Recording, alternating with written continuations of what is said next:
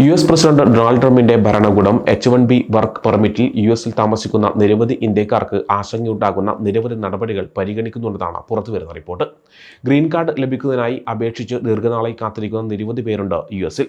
ജന്മാവകാശ പൗരത്വം അവസാനിപ്പിക്കാനുള്ള പ്രസിഡന്റ് ട്രംപിന്റെ നീക്കമാണ് ഒരു പ്രധാന ആശങ്കയായി മാറുന്നത്. ഇതിനർത്ഥം യു.എസിൽ ജനിക്കുന്ന കുട്ടികൾ യാന്ത്രികമായി യു.എസ്. പൗരന്മാരാകണമെന്നില്ല എന്നാണ്. ഈ മാറ്റം വരുത്തുന്നതിനുള്ള ഒരു എക്സിക്യൂട്ടീവ് ഉത്തരവിൽ ട്രംപ് ഒപ്പുവെക്കുകയും ചെയ്തിട്ടുണ്ട്. ഇത് യു.എസിൽ കുട്ടികളെ പ്രതീക്ഷിക്കുന്ന H-1B വിസയിലുള്ള ഇന്ത്യൻ കുടുംബങ്ങൾക്ക് അസ്വസ്ഥത സൃഷ്ടിക്കുന്നുണ്ട്. കാരണം ജന്മാവകാശ പൗരത്വം റദ്ദാക്കപ്പെട്ടാൽ നിലവിലെ നിയമങ്ങൾ പ്രകാരം അവരുടെ കുട്ടികൾക്ക് യാന്ത്രികമായി യു.എസ്. പൗരത്വം ലഭിച്ചേക്കില്ല. നിയമപരമായ പദവി നഷ്ടപ്പെടുന്ന കുട്ടികളുടെ എണ്ണത്തിലെ വർധനമാണ് ഉണ്ടാവുന്ന ഏറ്റവും വലിയ പ്രശ്നങ്ങളിലൊന്ന്.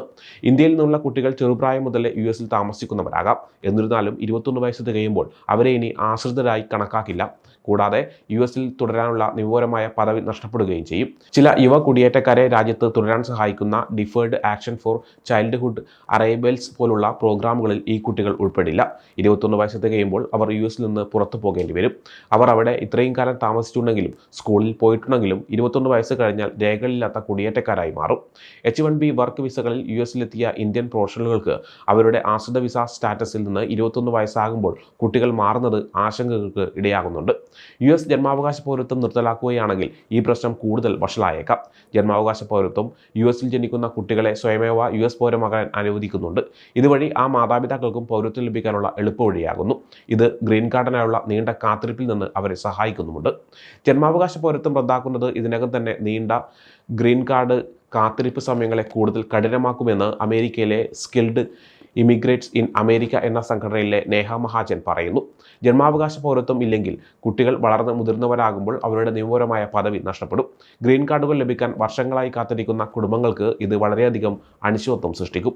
നിലവിൽ ജന്മാവകാശ പൗരത്വം എടുത്തു കളയാൻ കഴിയുമോ എന്നതിനെക്കുറിച്ച് യു.എസ്. കോടതികൾ നിയമപരമായ വെല്ലുവിളിയുണ്ട്. ഇത് അവസാനിപ്പിക്കാൻ ആഗ്രഹിച്ച പ്രസിഡന്റ് ട്രംപിന്റെ എക്സിക്യൂട്ടീവ് ഉത്തരവ് ഒരു ഫെഡറൽ ജഡ്ജി അടുത്തിടെ തടഞ്ഞിട്ടുമുണ്ട്. ഈ വിഷയം വളരെ കാലമായി കോടതികൾ നിലനിൽക്കാൻ സാധ്യതയുണ്ട്.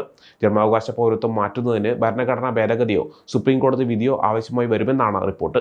കുടിയേറ്റ കുടുംബങ്ങളിലെ കുട്ടികൾക്ക് നിയമപരമായ സ്ഥിരത നൽകുന്നതിനാൽ ജന്മാവകാശ പൗരത്വം പ്രധാനമാണെന്ന് മഹാജൻ പറയുന്നു. ഗ്രീൻ കാർഡ് ഇത്തരത്തിൽ ലഭിക്കുമെന്നതാണ് മറ്റ് രാജ്യങ്ങളിൽ നിന്നുള്ള കഴിവുള്ള ആളുകളെ യു.എസിലേക്ക് ആകർഷിക്കുന്നത്.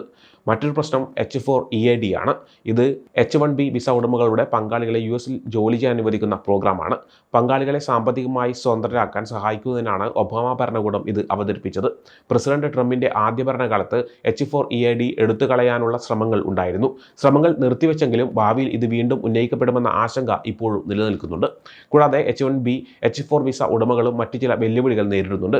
COVID-19 പാൻഡമിക് സമയത്ത് തൊഴിലാളികളെ അവരുടെ വിസ പുതുക്കലുകൾക്കായി കാത്തിരിക്കുമ്പോൾ ജോലിയിൽ തുടരാൻ അനുവദിച്ചിരുന്നു. ബൈഡൻ ഭരണകൂടം വർക്ക് പെർമിറ്റുകൾ കൊണ്ടുവന്ന മാറ്റങ്ങൾ വീണ്ടും പഴയപടിയാക്കാൻ സാധ്യതയുണ്ടെന്ന ആശങ്കയുണ്ട്.